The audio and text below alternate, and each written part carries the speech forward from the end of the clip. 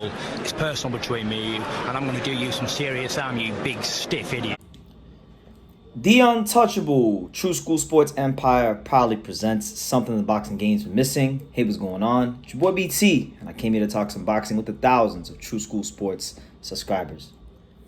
Alright, so I'm going to be playing a little bit of catch up because, as many of you guys know, I was away from South Florida for 32 days. I was covering fights, I was going to gyms, I was helping fighters out and with the camps and whatnot. It was a busy time when I was out in Las Vegas. But back to normal setup, back at the True School HQ. I'm going to be doing a lot of videos that I missed for fights that I missed over the last month. So if it seems a little bit outdated, that's why. Better late than never. But I wanted to discuss Joshua Buatsi and his recent win over Dan Azeez, as far as what's next for him, because we'll start with the Dan Azeez fight. This is a fight that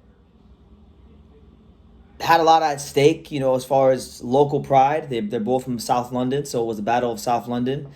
Buatsi and Azeez know each other very well from sparring. And it was a fight that I just think Buatsi needed to kind of remind the world that he is still one of the top light heavyweights out there, apart from, the better BFs and the Bivals. He's still a guy that, at his best could be, world championship material, right? So the fight was really good. I thought, in watching the fight, Buatsi did a great job in the fight of holding his ground. I liked the way he was using the shoulder roll to block and parry and slip and roll a lot of the shots that Buatsi threw. He was a lot more aggressive in this fight than he normally is. Buatsi's a renowned amateur fighter, big Olympic pedigree, amateur pedigree. And that's not how he fought this fight. He fought like a guy that wanted to prove a point. He fought like a guy that wanted to show some versatility in his skills, and he did that. It was actually a bit of a role reversal.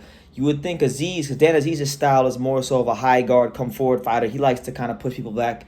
But Buatsi was doing a lot of that, and Azeez at many times in the fight was trying to box. And you heard Buddy McGirt in the corner shouting out, "Hey, go forward, go forward!" But a lot of times Buatsi would just keep pushing Dan Azeez back. So it was a great performance from Buatsi. He wound up dropping Dan Azeez twice late in the fight. He showed and he flashed solid punching power down the stretch of a fight. And he got the unanimous decision victory over Dan Azeez. And truth be told, it was, in my opinion, it was the most exciting fight of his career. It was just what the doctor ordered for him in his career from an excitement standpoint after a very, very underwhelming and forgettable performance against Powell Steven. So Buatsi gets the win. And I'll tell you this, just to be fair and balanced, because I can't just sing his praises. There were some things I saw that could be very problematic for him if he fights like an Artur Beterbiev, because one shot that Azeez kept landing over and over again was this little like counter chopping right hand, and we all know that that's a Beterbiev loves to throw. That's what he dropped Joe Smith Jr. with. It's what he dropped Callum Smith with, and it's a very devastating punch. So he needs to maybe tighten up on that. But all in all, it was a solid performance. Just a very, very solid performance from Buatsi. And look, I've criticized him because Eddie Hearn, I thought, made him a good offer to fight with Bivol for the WBA title. He didn't like it. He left Eddie Hearn. He signed with boxer Ben Shalom to get this Dan Azeez fight. It was a great fight. I enjoyed it. But now the question becomes for Buatsi. We know that Beterbiev and Bivol are going to fight for undisputed. So in the meantime, what could be next for Buatsi? And really and truthfully, when you look at what could be next for him, what should be next for him, I don't think there's any better fight for him out there than another domestic rivalry fight with Anthony Yarde. Anthony Yarde, I feel, is in a great position in the light heavyweight division, because even though he's lost to two top, fighters in Kovalev and Beterbiev, he's still a guy that people want to see fight against other contenders in the division.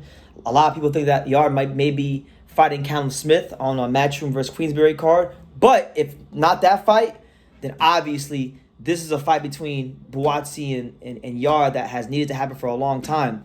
I feel like now they both matured, they both grown in stages of their career, and I think it's actually a better fight now than it would have been when they were younger fighters. And look, we know that there's gonna be more obstacles to make that fight happen than, let's say, Yarde versus Callum Smith, because Buatsi's with a boxer. Anthony Yarde is with Queensberry, right? So we know that Ben Shalom has had a difficult time working with the other promoters in the UK, specifically Eddie Hearn. And there may be more hurdles to clear to make that fight happen, but I think that's a fight that's great for British boxing. It's one of the best fights that could be made in the light heavyweight division, and it's an exciting fight, and that's what we're here for in boxing. We're here for exciting fights. We're here for memorable nights. We're here for just moments in time that we'll never forget, like Raymond Ford versus Orbek Komotov. I'll never forget that fight for the rest of my life. It was that great of a fight. We want nights like that as boxing fans, so I feel like that's a fight that could deliver some good moments for the boxing fans. But all in all, look, Buatsi, I think, is still one of the best light heavyweights in the world who's not a champion. If Ben Shalom and Boxer and people on this team can get their stuff together, then I would like to see Buatsi fight I wouldn't mind seeing Buatsi fight the winner at Better Be at Bivol, or even fight the loser. Just I want to see him in there with a top grade, upper echelon, A+ fighter, because, quiet as kept many years ago. The videos are still up. You can go back in my archives.